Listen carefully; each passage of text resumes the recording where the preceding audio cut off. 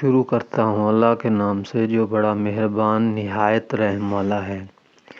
حضرت اویس قرنی رضی اللہ تعالی عنہ امت مسلمہ کے جلیل القدر افراد میں سے ہیں۔ آپ کا مقام و مرتبہ اس بات سے ہی واضح ہو جاتا ہے کہ ایک روز آقائے دو عالم صلی اللہ تعالی علیہ وآلہ وسلم نے صحابہ کرام رضی اللہ تعالی عنہم اجمعین سے فرمایا، ایک گاؤں میں ایک آدمی رہتا ہے جس کا نام اویس ہے۔ وہ اللہ تعالیٰ کی وحدانیت اور میری رسالت پر ایمان رکھتا ہے۔ اس کی ماں بہت ضعیف ہے، وہ ہر وقت اس کی خدمت میں مصروف رہتا ہے، اسی وجہ سے وہ میری زیارت کے لیے نہیں آ سکا۔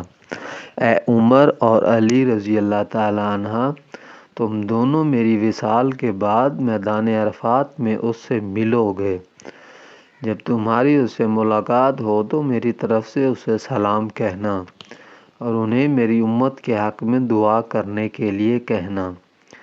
صحابہ کرام علیہم رضوان نے یہ بات سنی تو بہت متعجب ہوئے اور عرض کی، یا رسول اللہ صلی اللہ تعالیٰ علیہ وآلہ وسلم، اس کا یہ درجہ کیسے حاصل ہوا؟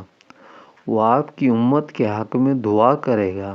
حضور علیہ الصلوۃ والسلام نے فرمایا، اس کا مرتبہ تو اس سے بھی بلند ہے، کیونکہ اللہ تعالیٰ اس کی شفاعت سے بنی کلاب کی بکریوں کے بالوں کے برابر میری امت کے لوگوں کی مغفرت فرمائیں گے۔ انہیں حضرت اویس قرنی رضی اللہ تعالیٰ عنہ کے بارے میں کہا جاتا ہے کہ ایک بار 3 دن اور 3 رات تک انہوں نے کچھ نہ کھایا۔ جب آپ کو بھوک نے بہت زیادہ ستایا تو آپ قریب ہی واقع پہاڑ کی طرف چلے گئے تاکہ لوگوں کی نظروں سے چھپ کر کچھ کھا کر پیٹ کی آگ کو ٹھنڈا کر لیں۔ آپ اس پہاڑ کی طرف جا رہے تھے کہ راستے میں ایک دینار پڑا ہوا دیکھا، لیکن آپ نے اسے اٹھایا نہیں، حالانکہ اس وقت آپ کو اس کی اشد ضرورت تھی۔ جب آپ پہاڑ پر پہنچ گئے تو دیکھا کہ ایک بکری اپنے منہ میں ایک تازہ روٹی اٹھائے آپ کی طرف چلی آ رہی تھی۔